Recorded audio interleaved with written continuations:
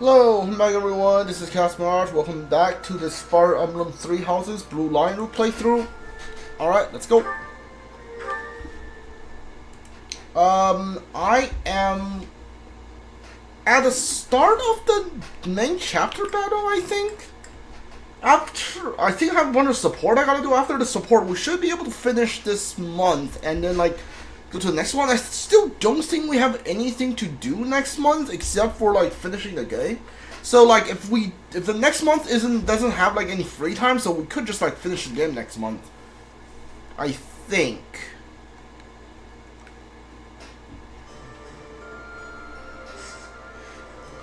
Alright. Marketplace, do I need to replenish anything? I do. Okay, yeah. How about blacksmith? Do I need to repair anything? Oh, Wudal's almost broke. I guess I could use Sword of Zoltan. Yeah, I bought myself like a new Killing Edge, I think. So that's cool. After the Silver Lance Plus, you could probably go get the, go use Killer Lance after that. Yeah, I think that should be fine. Killing Edge should last you until the end of the fight, end of the game. At least I hope it will. Brave Lance, 20 uses, that should be fine. I mostly just use you for magic anyway. Alright. You have a relic, so if worst comes to worst, you can just start using a relic. That's fine.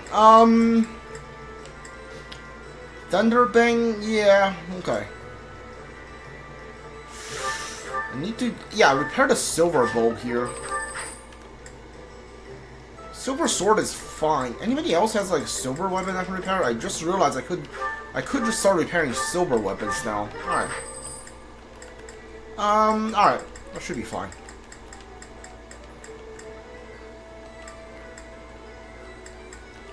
The dude, what about you? You have one brave axe. It should probably give you another axe, but like you do have another axe you can use, so I think you should be fine. Alright, let's watch some supports, and then we can just go to the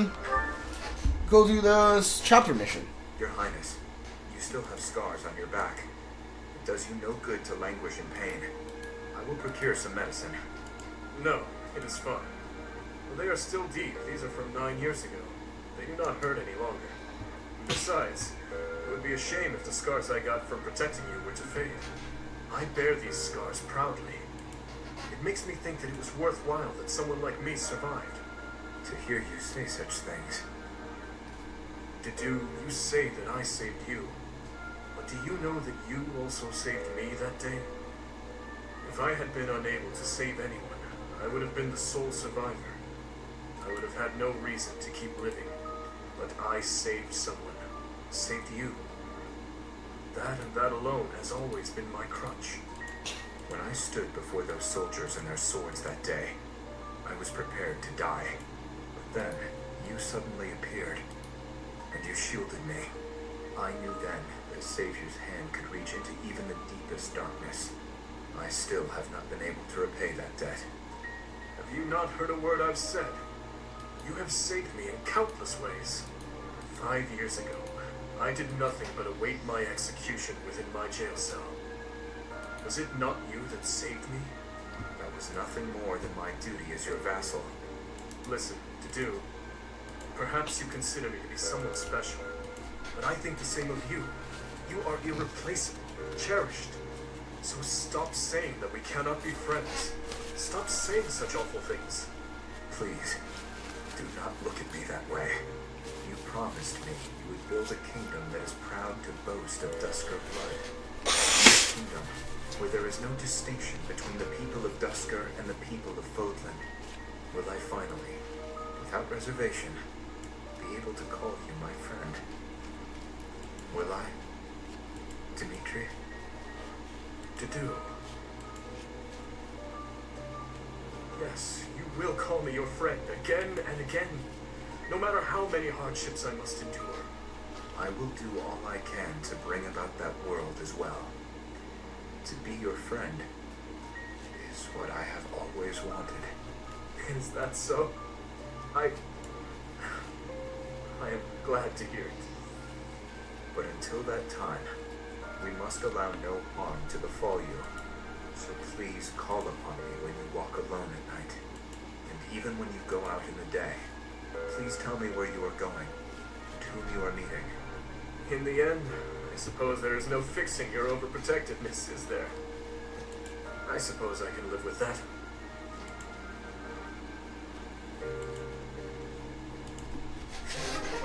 Alright. Right, like for some reason Dimitri's missing a lot of support with like basically everyone. Yeah. You've been spending a lot of time at the training ground, Mercedes. As far as swordsmanship goes, you're like a whole new person. Thank you. I have such a great time when you teach me that improving comes naturally. It's all because of your own hard work. Compared to you, You shouldn't be so disappointed in yourself. You're improving too. You just need to keep at it. Well, I can't hold a needle and thread without breaking anything now. That's something. That's a big step. When we started, you couldn't even hold a pair of scissors without twisting them apart. True. I'm sorry for being such a burden. You're no bother at all. I like sewing with you. It reminds me of when I was young and my mother taught me how to sew. My mother would sit with my brother and me, and we'd all sew together. Ah, I really miss it. Even though I was barely better than you when I started. Did your mother like to sew, Dimitri? My birth mother? From my father's accounts, she wasn't great at it either. Oh, of course. I forgot that the Queen of Fargus passed away long ago. Yes. I don't really remember what she was like. But I remember my stepmother, always sitting by the window sewing away. I'm sure she would have been happy to teach you if you had asked. She always looked so lonely when she was sewing. So unreachable. She was kind to me, yes, but when she was like that, it was hard to talk to her. I'm not certain she would have wished to teach me. I'm so sorry, Dimitri. I didn't mean to bring up such difficult memories. Don't worry about it. If I don't talk about those things sometimes, I'll risk forgetting them altogether. And that would truly be a shame. I see. But now I'm just going on and on about myself. Why don't you tell me more about you? More about me? Oh, goodness. I don't even know what to say. It's hard to think of something on the spot, isn't it? You could speak of your family, I suppose. You want to know more about my family? On that topic, I'm happy to oblige. In fact, I'm so glad you asked. It's important to think about your past and share it every now and then. This might take a while, but would you be willing to stay and listen? Of course. I will listen for as long as you wish.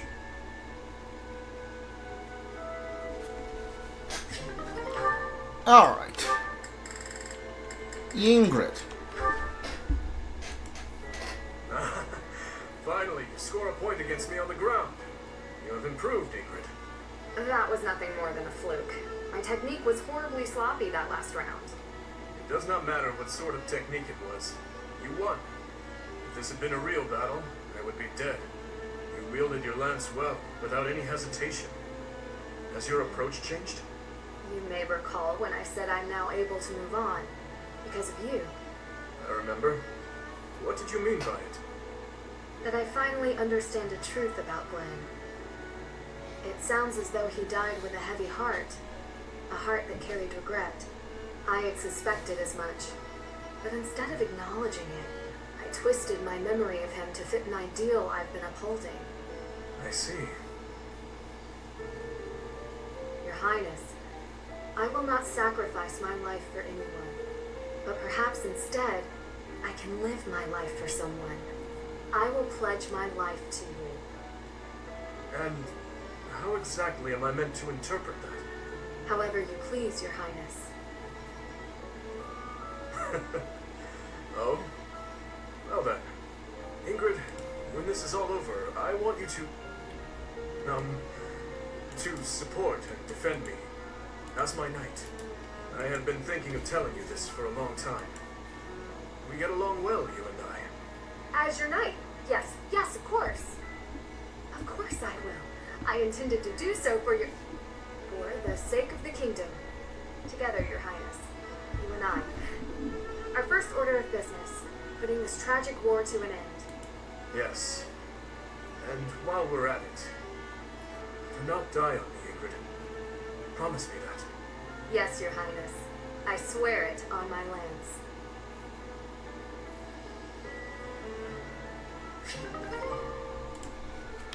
Alright. Felix and Annette. Oh, how I just love to clean the library room. Just takes a flash of light, and then it all goes boom. A flash and then a big boom. If you blow up the library, where will we put the books? A flash and then a big bang. What are you doing here, Felix? I heard singing. You were watching me again, weren't you? Well, your skill is impressive, I'll admit. Little, today of all days. I knew I should have chosen a different song. A different song? Like what? Any of them. The box song, or maybe the dungeon song. Now, those sound interesting. No, they're just regular songs. Forget it. While you're here, can you help me clean up? I need the books on that shelf up there, but I can't reach them. Oh, sure, no problem. What? You're not going to sing anymore? No way! It's too embarrassing. And that song isn't even finished anyway. Ah, that's too bad. I wanted to hear what happened after the library was blown away. Hey, don't look at me like that. Okay, fine. If you insist, I'll sing just a bit more. Oh, how I just love to clean the library room. Just takes a flash of light, and then it all goes boom. A flash and then a big boom, suddenly the deed is done. My, what a great job I did. Who says cleaning isn't fun? Huh. That doesn't really explain what happened with the library. Maybe they'll build a new one? Oh, this is so embarrassing.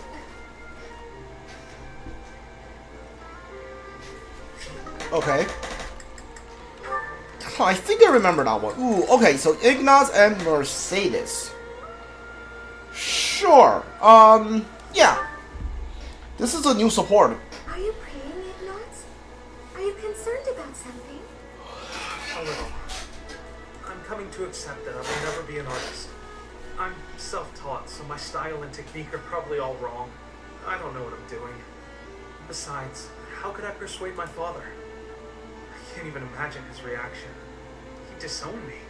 It takes courage to stray from the path that has been set out for you. It's never easy. I'm in a similar position.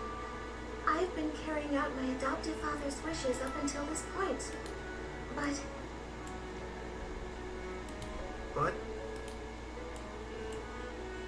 it's never a bad thing to have dreams. That's how I feel, at least. I can't imagine a life in which I've given up on my dreams. How could anyone find happiness in that? Even with your father's demands, you can still work toward one small dream at a time. You know, I suppose you're right. My dream of being an artist gives me the energy to go on. You're really wise, Mercedes. Oh, goodness. That's not how most people would describe me. I just don't want you to give up on your art. Besides, I genuinely do want to see your painting of the goddess. Really? I'm pleased to hear you say so. You said you're in the same position as I am. What did you mean by that? My future has been decided for me as well. I'm to be married off to a nobleman. What? Is it really that surprising? I think many young women face the same fate. So, will you get married? I suppose I haven't given it much thought. Whatever may happen, I'm sure everything will work out in the end if I don't give up on my dreams. Everything will work out in the end. Mercedes, you're amazing. I think that whatever you do, wherever you go, You'll help a lot of people. You're so kind. I know you can... Oh, What's wrong, Ignatz? You have a strange look on your face. for my whole life I've wanted to paint the goddess, but I never could. Whatever shape I gave her, she never seemed quite right. But it's just come to me. It's wonderful how inspiration... You're gonna paint her? Suddenly. Quick, paint before you lose it. Yeah, I can see it. Will you help me? I'd be happy to help, but I'm not sure what I can do. Don't you see? The goddess I imagined and tried to paint so many times. She's you. I have to get my supplies. Stay right there. Wow. To say such a thing directly before the altar. That must be some kind of sin. I'll say an extra prayer for him. Alright, that's interesting. I like that. Ignatz. Not Ignatz. Yeah, Ignatz, you have one with Ingrid. You have like 2 more with Ingrid, apparently. You have 1 more with Ingrid, apparently. Alright. Where are you going, Ingrid? Oh, hi. I see you spotted me. Saw me. I don't want to disturb you. Don't worry. I just finished my painting of St. Seraph's. Oh, that's wonderful. May I see? Of course. Take a look. Whoa. She looks so different from the other painting. Much more divine and gentle. She looks so real, doesn't she? So alive. Perhaps it's boastful for me to say that. Not at all. She really does. She has a glowing vibrancy to her.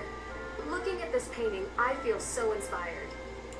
I was going to paint her as loving and benevolent, but then I remembered your idea, and I decided to depict her fighting for her people. Really?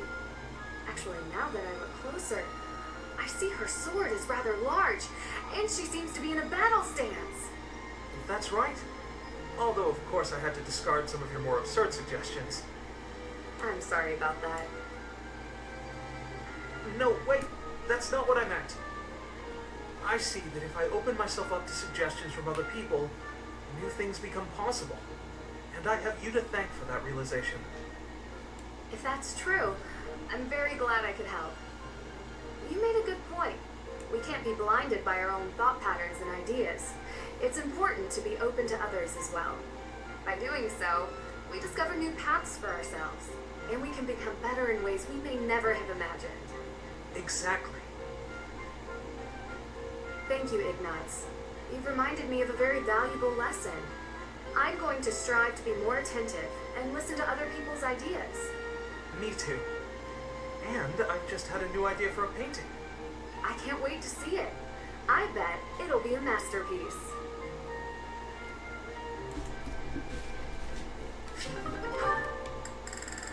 Alright, we got a few more. The support with Ignatz and Byleth are locked, and I'm okay with that.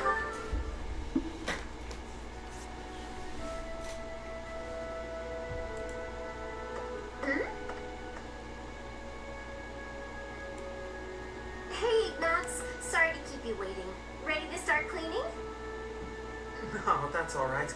Actually, I'm just finishing up. Oh, it's true.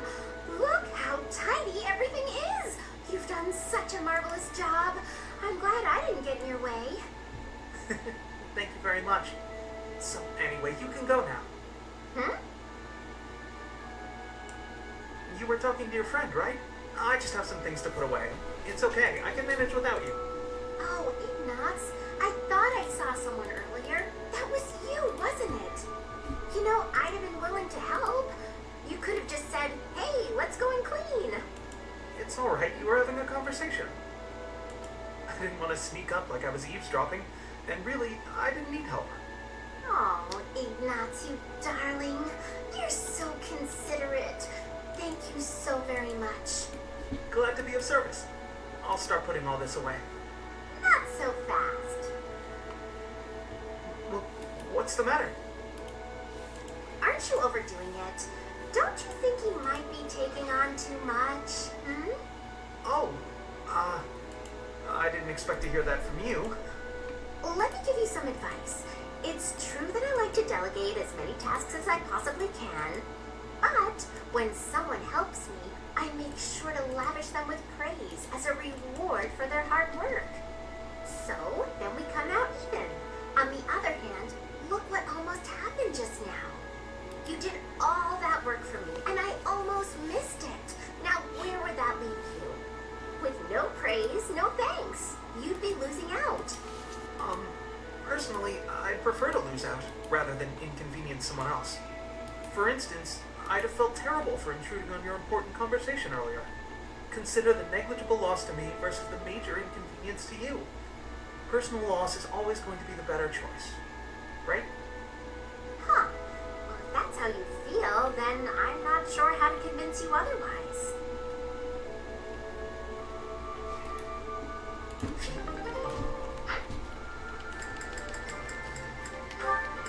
Held and Zenith, B support. Oh, it's Zenith. I'd better slip away before he... Ah, I see you are indulging in a bit of reading. You are fond of books, I take it? Yes, reading's one of my favorite pastimes. I was just finishing up, actually, so I think I'll... That is most fortuitous. Fortuitous? How do you figure? Come with me. I have a story to share with you. Once upon a time, deep in the cold mountains, there lived a lazy fox and an industrious squirrel. The squirrel worked tirelessly all day long, while the fox did nothing but lounge around and play. When autumn came, the squirrel hurriedly gathered up acorns for the winter, but the fox continued to play without care. A biting winter fell upon the land. The mountains, caked in snow, concealed all nourishment from sight. The hungry fox went to the squirrel's dwelling, but the squirrel had locked up tight and gone to sleep. Every so often, the squirrel would wake, enjoy a nibble of an acorn, and then return to an easy slumber. The fox, on the other hand, with nowhere else to turn, was forced to scrounge for food in the bitter cold of the forest. Forlorn and hungry, he wandered in solitude all through the winter, until spring came once more. And so it is to this very day that foxes are denied the comforts of hibernation. Ah, I really learned something about foxes. I read lots of fairy tales like that when I was little. But the lazy fox and the industrious squirrel, huh?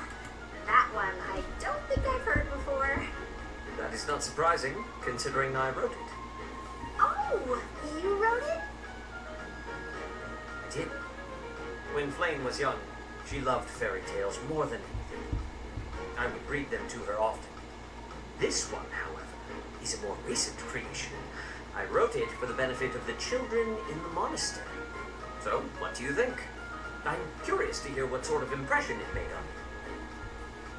It's so cute. You found it to be cute? I can just see it now. You writing fairy tales for your little sister. That's just the cutest thing. Honestly, to me, you usually come across as stern and overly perceptive. But now I know you have a sweet side, too. I feel like I'm seeing you in a whole new light. That is...